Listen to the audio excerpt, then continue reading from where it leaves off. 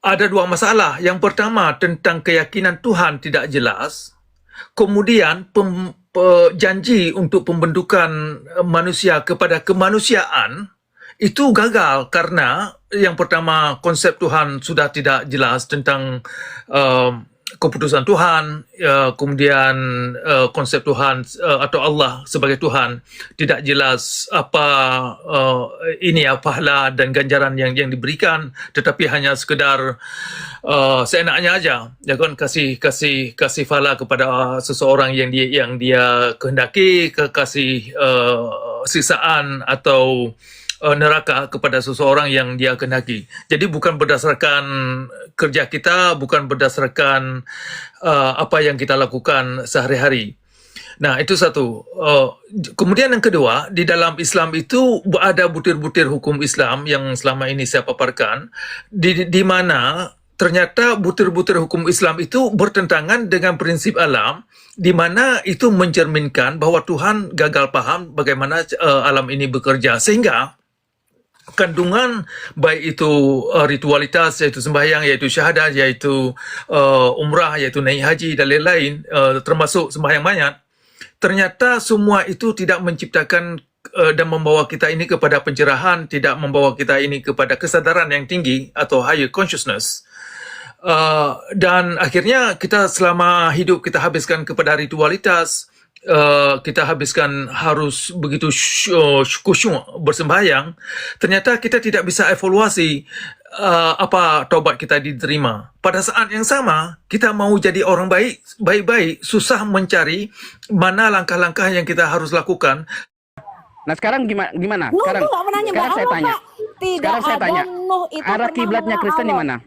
Pak, Anda Bapak membandingkan temukan antara bukti kiblatnya orang Pak, gini, Yahudi. Pak. Bapak pernah nggak menemukan bukti Anda benturkan arkeologi kiblatnya sebelum Yahudi. abad kedua? Nggak Ya, usah, bahwa begini, orang begini. Israel tuh menyembah Anda Tuhan benturkan namanya Allah. kiblatnya Yahudi Gimana? dengan kiblatnya, Anda benturkan Kok ke kiblatnya Yahudi dengan kiblat? kiblatnya Jangan Islam. ke Sekarang saya tanya, kiblat. Tidak kiblatnya ada orang Nuh Kristen itu. di mana? Teman-teman Kristen, Anda yang bawa ke Nuh kiblat. naik haji ke Mekah, teman-teman? Halo. Anda Pernahkah Nuh tawaf benturkan mengelilingi dengan batu hitam Yahudi. Hajar Aswad? Sebentar ini, Halo. coba Aduh, tertib dulu. nggak kondusif ini. Kawan. Ini Nggak satu perlu, dulu. Pak. Jangan kemana-mana. Sudah, berarti nggak tertib.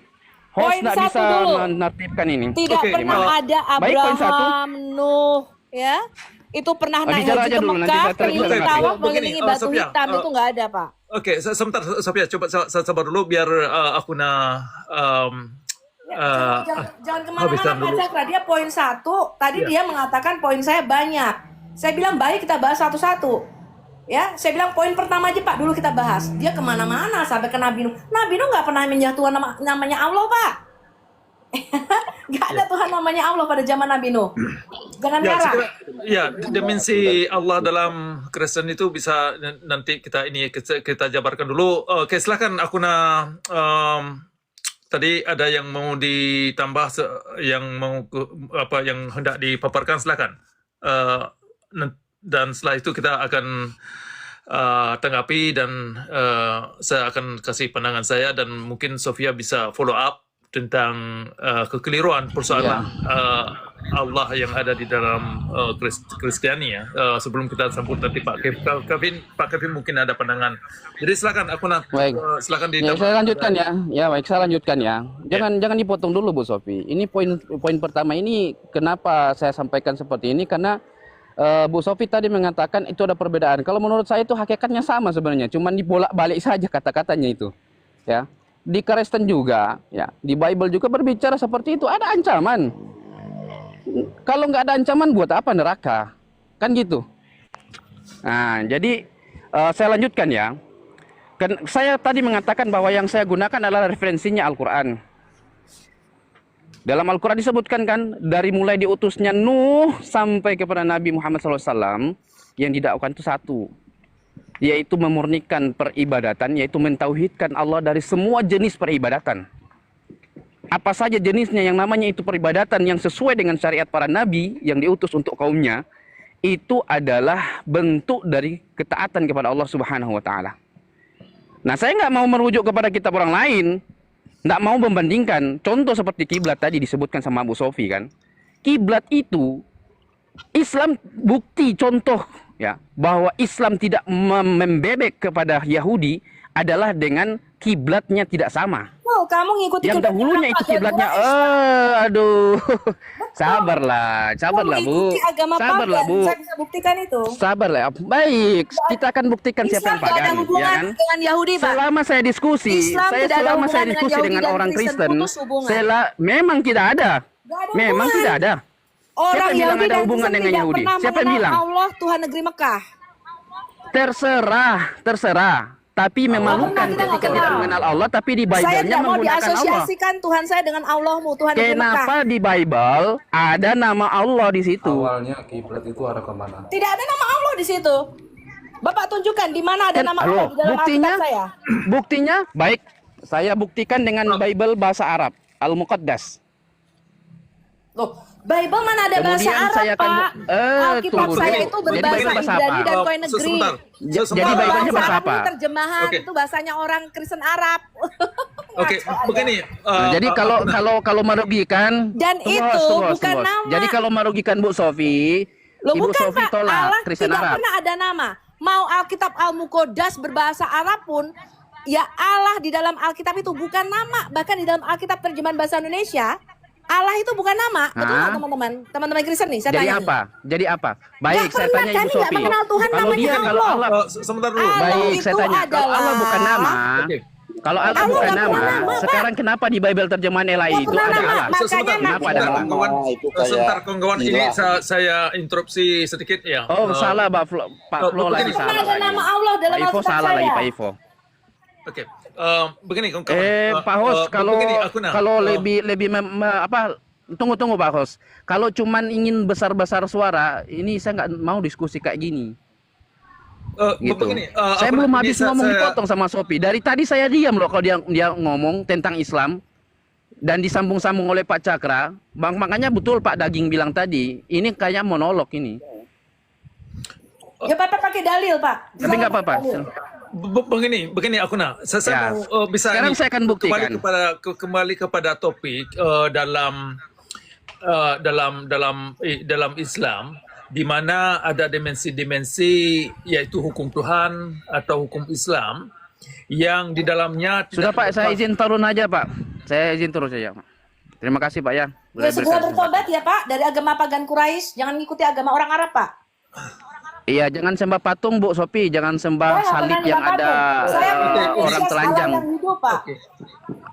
Iya, telanjangnya itu ada di dalam di patung di apa di gambar-gambar di gereja juga tuh ada yang telanjang pakai tuh. celana dalam, Pak. Keliling batu dengan telanjang. Ya itu bukan makanya ajaran Alkitab. makanya kalau nyembah Tuhan jangan yang pakai Di kolor Bu Keluaran Sopi. pasal 23 dikatakan tidak boleh menghadap Tuhan Iya. tanpa mengenakan celana dalam. Jadi Bu Sopi, Jadi yang ngajarin Bu kalian Sopi, tawaf dengan jangan telanjang nyolong kitabnya Yahudi. itu bukanlah kitab Taurat Musa. Ya, jangan Saya nyolong bacakan kitabnya ya, Yahudi Keluaran kemudian pasal 23 kemudian ya.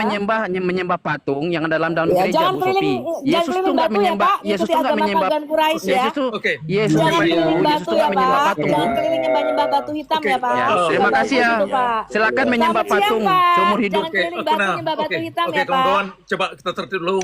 Ya jangan menyembah patung ya. Kasih pakai Saya nggak baju, pernah pakai nyembah kasih patung pakai Pak. dasi Di lagi. gereja tidak ada patung. Maaf Pakai ya. dasi. Sofia, Bye-bye. Sofia, Yesus pakai Nyembah dasi ya, batu Yesus hitam. pakai dasi.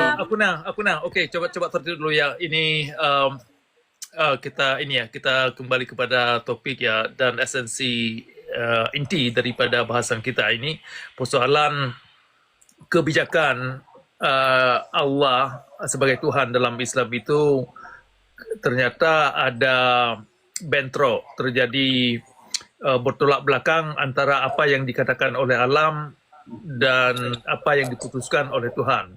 Nah, jadi saya mau kembali ke situ karena nanti kita akan kaitkan dengan bagaimana mekanisme yang seharusnya agar bisa kita pertanggungjawabkan dari tindakan kita sehari-hari. Kalau kita ada keliru, kelirunya kapan kita tahu, kalau kita kerjakan yang buruk, apakah ada dari sumber narasi atau pemikiran yang ditanam dalam pikiran itu yang membuat sikap dan tindakan kita itu terjerumus, atau ada kualitas-kualitas pemikiran mindset yang bagus itu yang membuat seseorang itu jadi baik, jadi agung dan terpuji. Nah, kita akan kita kaitkan ke sana, kenapa prinsip-prinsip alam itu sangat menentukan terhadap apa tindakan Tuhan itu tepat apa tidak. Kebijakan Tuhan itu yang diambil apa tidak. Makanya waktu saya buka Komal ini, saya sebutkan ayat 213 dari surah Al-Baqarah. Ketika di terjemahan itu dipakai, yang intinya begini, terkesan Allah itu membuat satu kebijakan tanpa mengerti tentang prinsip-prinsip alam. Sehingga masyarakat Islam terjerumus di dalam slogan-slogan yang palsu yang labelnya dikatakan A, ternyata isinya B. Nah, saya mau fokuskan ke situ agar kita dapat agar kawan-kawan yang di bawah bisa membuat catatan-catatan pribadi sebagai kajian mereka selanjutnya. Jadi saya sambut dulu nih Pak Kevin ya. Selamat pagi, assalamualaikum Pak Kevin. Terima kasih atas kesabaran. Selamat siang, Pak Cakra. Selamat siang. Dan kawan-kawan izin bergabung ya. Ya. Bergabung untuk bertukar pikiran agar topik ini bisa lebih kaya. Kan gitu ya Pak Cakra ya. Ya benar. Sebelum saya mulai, saya bertanya dulu kepada Pak Cakra. Allah Islam yang Anda maksud ini, apakah Allah Subhanahu wa Ta'ala yang lahir di abad ke-7, betul? Iya benar. Betul, oke. Berarti kita harus sepakat lahir atau muncul, entah itu sosoknya atau apapun istilahnya, Allah SWT muncul di abad ke-7. Belum ada di abad ke-6, belum ada di abad ke-5, dan belum ada di zaman-zaman sebelumnya. Setuju? Nampaknya demikian. Ya Allah Baik. sebagai Tuhan, ya nampaknya demikian. Ya. Meskipun Pak siapa tadi, abang yang sebelumnya tadi mengakui, oh itu sudah muncul sebelumnya, sudah hadir. Tetapi kelihatannya tidak begitu. Kenapa? Saya coba bedakan. Allah Abraham, Allah Musa, Allah sebelumnya itu selalu menjunjung tinggi nilai-nilai kemanusiaan, kemaslahatan umat, dan kebaikan-kebaikan. Tetapi Allah Islam kenapa ini? Allah Islam yang lahir pada abad ke-7. Apakah saya konfirmasi dulu Pak Cakra, Allah yang Allah Subhanahu wa Ta'ala yang Anda maksud adalah yang mewahyukan kitab-kitab Al-Quran, betul? Begini, ada dua dimensi. Jadi Allah itu dijadikan oleh umat Islam pada abad ke-7 sebagai Tuhan yang mengklaim mewahyukan Al-Quran. Baik. Ya, itu yang saya maksud. Enggak masalah. Oh, baik. Artinya Allah SWT itu yang memunculkan ayat-ayat Al-Quran, ayat-ayat perang yang lebih 50 ayat, betul? Itu yang Anda maksud? Allah itu?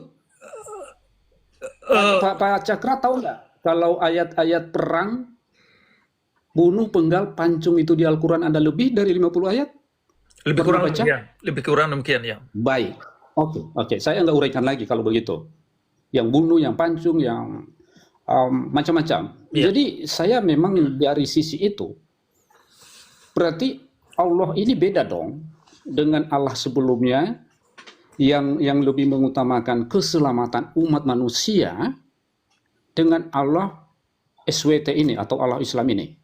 Apakah Anda mengatakan itu berbeda? Ya benar. Benar, berarti berbeda. Oke, kawan-kawan di bawah utamanya Islam, mohon maaf, berarti Allah Islam memang berbeda dengan Allah Sang Pencipta Semesta. Betul ya Pak Cakra? Ya, tepat. Oke. Kalau memang itu berarti Allah Islam gagal faham. Karena ajaran-ajarannya, banyak ajaran-ajarannya, bahkan di dalam Al-Quran tadi itu lebih dari 50 ayat-ayat yang sangat membunuh, memancung, pokoknya perang lah. Dari topik Pak Cakra ini, kalau memang Allah yang dimaksud itu adalah itu, kawan-kawan di bawah, mari kita koreksi. Bahkan bila perlu kita cek lagi. Harus dipahami Pak, maaf saya potong sebentar. Harus dipahami bahwa kalau di Islam itu ada Allah, ada Jibril, ada Muhammad Pak. Jadi ada trilogi. 3 sosok nih Pak, nggak bisa dipisah nih. Kalau Bapak bilang Allah nggak pernah ngomong sama Muhammad. Dia ngomongnya lewat Jibril. Jibril ngomongnya sama Muhammad. Nah, jadi perantaranya tuh Jibril. Jibril ini dianggap kan sebagai pembawa firman gitu dari Allah. Allahnya nggak pernah ngomong langsung sama Muhammad, Pak. Baik, Mbak Ivo. Baik, Bang Ivo. Gitu. Terima kasih informasinya. Izin saya Jadi- melanjutkan. Jadi yang membawa nih, yang membawa narasi nih, yang membawa Ya. narasi ini sebenarnya seseorang namanya Muhammad. Baik, Dia baik. mengklaim bahwa dia dapat berita dari malaikat Jibril. Nah, malaikat Jibril dapat berita dari Allah gitu. Nah, jadi ini rangkaian ini. Apakah Allah ngomong langsung sama dia? Nggak pernah. Baik, baik. Gitu. Baik, Bang Ivo. Saya lanjut Itu ya, Bang itu Ivo. gini konsep berpikirnya kita samakan Ya, ya. gitu ya. Kita Baik, samakan. paham, Bang Ivo. Artinya Allah yang dimaksud tadi, Pak Cakra, adalah seperti yang Bang Ivo katakan ya. Allah yang diklaim Muhammad berpesan melalui malaikat Jibril, kan gitu. Ya, Artinya ketemu juga kada, tiba-tiba saja ada wahyu. ya. Dan lebih banyak ayat-ayat, mohon maaf ini, yang mendukung kepentingan Nabi Muhammad. Itu maksudnya Bang Ivo ya? Betul ya? Entah itu nyata apa enggak, kita tak tahu. Itu hanya klaim dari baginda bahwasanya sudah disampaikan oleh Allah kepadanya melalui malaikat Jibril, sementara para nabi-nabi dulu itu enggak. Itu harus- Kalau misalnya harus- Nabi Musa harus itu kan kepada langsung dua. turun dari Gunung Kalau Sinai. Jibril kan nggak kelihatan ya. Kalau Allah Iya. juga nggak kelihatan. Jadi dia patuhnya harus sama Allah, sama Rasulullah juga, sama Muhammad juga ini. Karena Baik. tiga itu, Baik, Bang Ivo. gitu loh. Itu yang saya maksud. Sebetulnya saya mau melangkah selanjutnya kepada yang pernah saya singgung beberapa minggu lalu waktu saya naik ke roomnya Pak Cakra tentang consciousness. Kesadaran, menyadari Allah itu yang mana sih sebenarnya? Percuma kita mengimani sesuatu cerita orang, bahkan cerita kitab. Percuma. Anda katakan mengimani, Anda yakin masuk surga, percuma. Kalau Anda nggak punya kesadaran tinggi untuk mengenal itu siapa sang pencipta itu. Gitu Pak Cakra. Jadi kemarin itu disinggung jauh lebih penting, yang saya pikir ini jauh lebih penting daripada kita berdebat Allah yang mana, malaikat Jibril yang mana. Itu percuma, semua sia-sia belaka. Itu hanya doktrin kawan-kawan. Nggak ada gunanya bagi kalian. Udah meninggal ya meninggal gitu aja. Akhirat itu cuma dongeng. Mohon maaf ini kawan. Ada surga dan neraka, benar nggak? Tanya ulamanya, tanya pendetanya. Yakin ada surga dan neraka? Anda berbuat baik aja. Itu ada hukum alamnya. Anda memukul teman kamu, Bang Ivo lewat di samping saya tinju, itu ada efeknya, Bang. Itu kausalitas. Saya tinju ya pasti Bang Ivo spontanitas membalas. Itu udah jelas. Anda mendapat balasan karma langsung. Nah, kalau di negara hukumnya dikurung, dipolisikan, kan gitu. Nah, tadi balik kepada hukum yang mana dipakai negara. Syariat Islam apakah cocok apa enggak? Sudah dibahas Pak Cakra berkali-kali. Hukum syariat itu enggak cocok zaman sekarang. Kalau saya potong sebentar ya. Kalau dibandingkan sama Yesus ya. Yesus tuh ada kesaksian di mana ada Yohanes, ada orang lain, kemudian ada Roh Kudus, ada Bapa. Jadi ada tiga. Itu tapi kesaksiannya dilihat banyak orang. Kemudian yang di Matius 17 itu ada kesaksian, ada yang di surga bicara, ada Yesus, ada murid-murid, ada Musa, ada Elia. Jadi itu kesaksian yang dilihat orang gitu loh. Kalau Iya, yang iya. ini Iya, Bang Ivo. prosesnya masalahnya nggak ada Betul. saksinya. Trilogi Betul, yang tadi betul. Allah, Jibril sama Muhammad tuh saksinya nggak ada. Misalnya kalau ada Betul. satu ya dia bilang, oh itu ada Jibril di situ, ada Iya. ini, ada itu. Nah itu menguatkan gitu ya. Iya. Meskipun Jadi- begitu Bang Ivo, Bang Kevin, maksud saya gini Bang Jangan Ivo, lupa yang mengatakan ada saksi bahwasanya- saja Bang Ivo, yang ada saksi saja, Anda nggak boleh terima begitu saja. Anda harus terima berdasarkan kesadaran tinggi Anda, Bang Ivo. Jadi jangan hanya Anda dengar, kan apa dikatakan Bang Ivo? Iman itu timbul dari pendengaran. Nggak bisa. Anda dengar lalu Anda yakin lalu jalanin, itu percuma. Tetapi gunakanlah high consciousness Anda, kesadaran tinggi Anda. Itu mungkin nanti ada waktu Pak Cakra bahas itu lebih menarik dan harus begitu, Bang Ivo. Kalau kita Kesadaran hanya itu karena kan dengar harus lalu kita meyakini, dulu, Bang. ada saksi dulunya Ini, Bang begini, Kevin, saya mau nanya. itu kan cerita Tadi Anda dulu itu, mengatakan Bang. cerita Pak, dulu, Arifin, cerita lama. Tetapi ada yang apakah mengatakan surga. Anda mengalami enggak spiritualitas itu dengan jiwa roh Anda sendiri gitu? Tidak hanya Anda dengar, Anda simak, lalu Anda yakini Anda selamat masuk surga. Tidak seperti itu, tidak sesederhana itu. Jadi saya ini mengajak kawan-kawan, beriman itu alami. Jadi melihat lautan itu bukan hanya melihat ikan di dalam akuarium di sana enggak. Anda terjun ke dalam lautan, pegang ikannya, itu namanya mengalami. Tetapi kalau Anda yakin, saya yakin ada ikan di akuarium hidup. Air itu dingin. Itu sederhana sekali, enggak begitu. Kita pegang airnya, Bang. Dingin, pegang dingin, rasakan, alami. Demikian juga kedekatan kepada Tuhan secara spiritual. Itu yang saya maksudkan dengan high consciousness. Mungkin Pak Cakra nanti bisa berikan penjelasan. Pak Cakra juga belajar tentang ini. Saya lebih senang ke sana, Bang, Pak Cakra. Sehingga kita tidak gagal faham mengenal Tuhan pencipta alam ini. Allah Islam gagal paham judulnya. Kenapa? Kita ikut-ikutan kalau gagal paham. Karena kita nggak punya kesadaran tinggi untuk itu. Kita hanya beriman buta. Ini mohon maaf ya, Pak Cakra. Silahkan lanjut, Pak dan kawan-kawan. Silahkan. Ya, terima kasih Pak Kevin. Jadi persoalan consciousness atau kesadaran mungkin salah satu dimensi yang banyak orang gagal paham atau tidak mau peduli atau tidak dimengerti. Tetapi ada kalau kita bandingkan ya Pak Kevin, saya lihat ya, ada dua dimensi yang mengajak kita lebih bisa mengenal mana yang substansi, mana yang kira-kira tidak ini ya, kalau diamalkan itu kalau diyakini tidak merugikan orang lain, tidak diyakini juga tidak jadi efek sejauh keyakinan itu tidak menjadi satu hukum yang dihadapkan kepada orang banyak. Ini yang saya maksud begini. Ada dua dimensi yang sangat kontras antara Islam dengan Kristen ya. Di dalam agama Kristen ada dua dimensi tentang persoalan pembentukan akhlak, pembentukan menyadarkan umat agar sadar bahwasanya yang lahir itu lebih substansi daripada yang diyakinkan, sehingga mereka lebih mudah menerima bahwasanya dari buahnya itu akan kita kenal substansi yang ada di dalam diri seseorang, sehingga umat Kristen itu lebih mudah menerima prinsip-prinsip yang memang mengandung nilai kemanusiaan.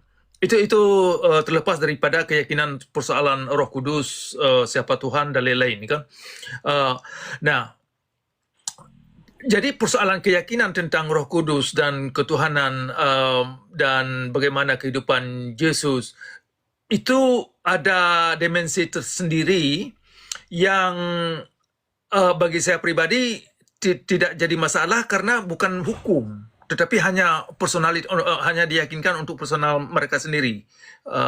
Nah, yang jadi substansi yang sangat signifikan saya kira ketika umat Kristiani bisa mewujudkan atau memberi kontribusi daripada yang mereka yakini, sehingga hasil sebab akibat dari tindakan itu lebih mudah memperbaiki diri.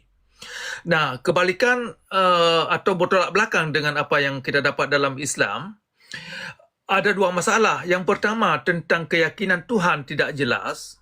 Kemudian janji untuk pembentukan manusia kepada kemanusiaan itu gagal karena yang pertama konsep Tuhan sudah tidak jelas tentang keputusan Tuhan, kemudian konsep Tuhan atau Allah sebagai Tuhan tidak jelas apa pahala dan ganjaran yang diberikan, tetapi hanya sekedar seenaknya aja, ya kan, kasih pahala kepada seseorang yang dia kehendaki, kasih siksaan atau neraka kepada seseorang yang dia kehendaki. Jadi bukan berdasarkan kerja kita bukan berdasarkan apa yang kita lakukan sehari-hari. Nah, itu satu. Kemudian yang kedua, di dalam Islam itu ada butir-butir hukum Islam yang selama ini saya paparkan, di mana ternyata butir-butir hukum Islam itu bertentangan dengan prinsip alam, di mana itu mencerminkan bahwa Tuhan gagal paham bagaimana alam ini bekerja, sehingga kandungan baik itu ritualitas, yaitu sembahyang, yaitu syahadat, yaitu umrah, yaitu naik haji dan lain-lain, termasuk sembahyang mayat, ternyata semua itu tidak menciptakan dan membawa kita ini kepada pencerahan, tidak membawa kita ini kepada kesadaran yang tinggi atau higher consciousness. Dan akhirnya kita selama hidup kita habiskan kepada ritualitas, kita habiskan harus begitu khusyuk bersembahyang, ternyata kita tidak bisa evaluasi apa taubat kita diterima. Pada saat yang sama, kita mau jadi orang baik-baik, susah mencari mana langkah-langkah yang kita harus lakukan sehingga kita bisa mengaktualisasikan perangai-perangai seperti yang kita bayangkan. Jadi dua dimensi itu gagal dalam Islam. Yang pertama secara spiritualitas untuk mengenal Tuhan gagal. Kemudian secara kemanusiaan, agar kita ini bagaimana menciptakan diri kita ini the best version of ourselves, ya kan, menjadi orang-orang yang pada tingkat evolusi yang benar, ya, ideal, ya kan, susah kenapa? Karena apa yang kita lakukan sehari-hari tidak ada kaitannya dengan prinsip alam. Jadi kita hidup hanya berhalusinasi. Itu saya kira perbandingan menarik. Karena kenapa ini saya sebutkan? Semalam ada ditanya oleh kawan saya yang dari Aceh. Dia tanya itu, apa satu ajaran yang bisa saya tunjukkan kepada mereka, yang mereka maksud itu ajaran agama. Saya bilang begini, tidak semua agama itu sempurna. Karena prinsip agama itu, apalagi kalau masuk dalam soal keyakinan. Tetapi kalau yang dimaksudkan itu ajaran kepada pembentukan akhlak dan pemberdayaan sumber daya manusia atau fitrah yang ada pada diri kita ini, atau human endowments. Nah, itu bisa saya terangkan. Bisa kita ambil beberapa contoh dari umat-umat beragama yang memang sudah terbukti mereka maju. Misalkan ada segolongan umat Kristen, kenapa mereka lebih maju atau lebih mudah menerima pemikiran-pemikiran toleransi? Karena ada unsur ajaran yang mereka anut, yang mereka bisa aktualisasikan. Nah, bukan berarti itu adalah cocok dengan apa yang diterima dalam Islam. Nah, itu persoalannya. Sehingga ketika saya mau terangkan beberapa pemikiran, misalkan saya mengajukan kepada mereka, coba jujur dalam hidup. Itu kan tidak harus bawa agama. Ya kan, jujur itu memang baik, saya kira. Ya kan, jujur apa yang kita tahu, dan jujur apa yang memang sesungguhnya kita nggak tahu. Jadi kita tahu mana ranah-ranah yang sebenarnya hanya mungkin teori, yang sebenarnya mungkin hanya hipotesa. Tetapi nanti ada ranah-ranah yang memang tidak bisa kita nafikan. Misalkan pengalaman yang ada, yang kita alami, dan kejadian yang ada dalam alam. Nah, kalau kita mau jujur terhadap itu, saya kira itu satu kemajuan. Nah, ternyata semalam itu mereka sangat keberatan menerima yang demikian. Karena kenapa? Karena di dalam syariat Islam menolak dimensi-dimensi yang demikian. Kenapa menolak? Ya karena itu akan membawa seseorang kepada murtad atau murtadin. Jadi itu intinya. Jadi ingin saya kembali kepada topik ini. Kenapa ini menarik? Kalau kita berani mempertanyakan tentang keputusan Tuhan atau keputusan Allah sebagai Tuhan dalam Islam, ini kita lebih berani melihat ke dalam apa tentang kebijakan Tuhan yang diambil itu. Kalau memang tidak bermanfaat, apalagi merusak diri kita dan orang banyak, itu kita harus berani menggugat tentang kondisi Tuhan itu sendiri. tentang Allah itu sendiri, apa benar yang dimaksud Al-Quran Allah itu adalah sebagai Tuhan. Jadi ini poin yang ingin saya garis bawahi bagi kawan-kawan di bawah, dan ini akan bisa kita jabarkan nanti, persoalan Allah yang saya terjemahkan sebagai consciousness. Jadi dalam Al-Quran ada kata Allah di situ yang saya lihat tidak satu pun kata Allah yang dalam Al-Quran itu dimaksudkan sebagai Tuhan atau sebagai dewa sembahan. Jadi kelihatan sekali memang konsep Tuhan yang ada dalam Islam tidak lebih daripada satu bayangan kayak hantu itu yang diciptakan oleh para penulis hadis dan kaum ulama sebagai sebagai orang-orangan. Dan orang-orangan ini yang diciptakan oleh ulama mengambil keputusan apa yang dikatakan tuh keputusan Tuhan itu diputuskan oleh kaum ulama. Nah, yang dihadapkan kepada masyarakat yang nantinya diatasnamakan syariat Islam atau hukum Islam. Nah, sekiranya itu dulu. Program lah ya, kalau bahasa modernnya ya. Kelihatan, sedangkan saudaramu yang kelihatan kamu tidak mengasihinya. Maka ajaran kasih atau hukum kasih itu menjadi hukum yang tertinggi di dalam kekristenan. Karena salah satu sifat yang paling utama daripada Allah adalah kasih, dan itu sejalan dengan hukum-hukumnya. Sifat lainnya tuh adil, Pak Cakra, di mana dosa kesalahan kita upahnya adalah kematian. Makanya tadi saya menjawab sedikit tadi yang dipaparkan Bapak yang sebelum saya naik ini, saya belum sempat menanggapi, saya cuma dengar sepintas ya, karena saya masih nyetir juga ini. Apa yang beliau paparkan katanya di dalam Islam itu sesuatu yang lengkap dari lahir, mati, apalagi cara bertetangga dan sebagainya.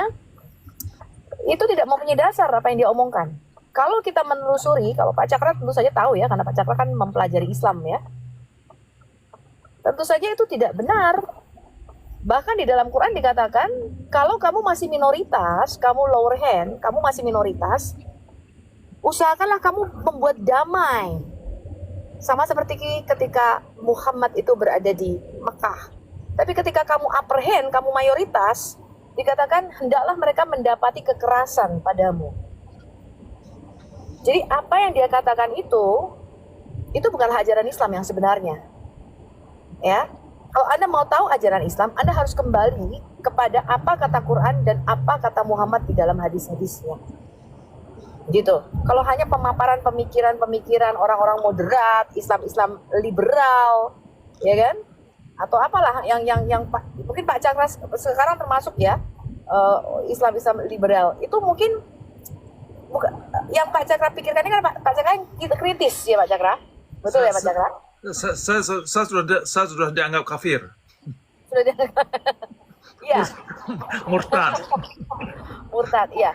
Karena ketika ya misalnya posisinya ketika Pak Cakra dulu berpikir kritis Islam liberal lah, karena jaringan Islam liberal katakan demikian. Walaupun mereka belum murtad dari Islam, tetapi apa yang mereka pikirkan itu bukanlah mencerminkan ajaran Islam yang sebenarnya. Yeah. Kalau dikatakan mereka mengasihi tetangga misalnya, ajaran Kristus jelas dikatakan apa? Kalau kamu tidak mengasihi tetangga yang kamu lihat, saudaramu yang kamu lihat, kamu nggak bisa mengasihi Allah. Kasihilah saudaramu seperti kamu mengasihi dirimu sendiri. Kasihlah tetanggamu. Bahkan dalam perumpamaan Yesus tentang orang Samaria yang baik hati, itu hukum Samaritan ini Pak Cakra tahu karena kita tinggal di Amerika. Samaritan Law atau hukum orang Samaria yang baik hati itu dipakai di sini. Ya, sehingga ketika kita masuk rumah sakit misalnya, itu tidak ditanya apa agamamu, kamu punya uang atau tidak. Dan itu kita merasakan benefit dan manfaatnya. Ini beda sekali dengan ketika saya berada di Indonesia, Pak Cakra. Iya. Ya, ketika kita masuk rumah sakit, teman saya itu orang Katolik, bukan saya ya, kecelakaan motor, dia sendiri yang mengalaminya. Teman saya itu orang Jawa, Pak, orang Jawa Katolik. Dan dia masuk rumah sakit pada waktu itu tidak ditanggapi karena aku tanya kenapa? Karena dia lihat KTP-ku katanya Katolik, jadi aku tidak diurus karena dia masuknya ke RSI, Rumah Sakit Islam. Nah, dari pengalaman dari buahnya lah, saya bisa tahu ini ajaran ini nggak bener nih, gitu loh. Sebab kalau betul Allah yang mereka sembah adalah pencipta alam semesta, tidak mungkin Allah itu membiarkan adanya ketidakadilan di dalam ajarannya. Karena Allah yang benar itu adalah Allah yang sangat mengasihi saya.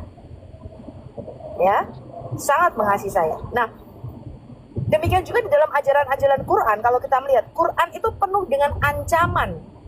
Ya, kalau Anda belajar Quran, Anda mengerti isi kitab Quran, Allah yang mereka sembah, ini Tuhan yang disembah orang Islam, itu penuh dengan ancaman. Dikatakan inilah kitab yang berisi ancaman. Jadi Al-Quran itu berisi ancaman.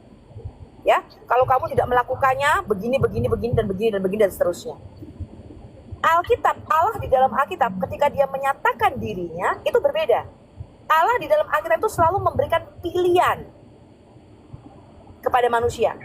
Dia mengatakan begini, kalau kamu pilih ini konsekuensinya ini. Kalau kamu pilih ini konsekuensinya begini. Maka Allah di dalam Alkitab selalu berkata begini, aku menghadapkan kepada kamu kehidupan dan kematian, berkat dan kutuk. Tetapi pilihlah kehidupan. Ya, jadi memberontak terhadap Allah ada konsekuensinya, tapi bukan ancaman, melainkan satu pilihan. Jadi dia memberikan kita tuh freedom. You can follow me, ini buahnya. Kalau kamu ikuti aku, kamu mendengarkan baik-baik, aku akan memberkati kamu, memberkati makananmu, aku tidak akan menimpakan segala sakit penyakit kepadamu, dan sebagainya dan seterusnya. Tapi kalau kamu tidak mendengarkan, maka kutuk ini akan datang kepadamu karena kamu menolak, ya, untuk plug in kepada pohon kehidupan itu. Jadi Allah di dalam Alkitab itu nature-nya, sifatnya, karakternya. Ketika saya membaca, membandingkan ada Alkitab kita dengan Al-Quran, pedoman hidupnya Musa, itu sangat jauh berbeda karakter Allah.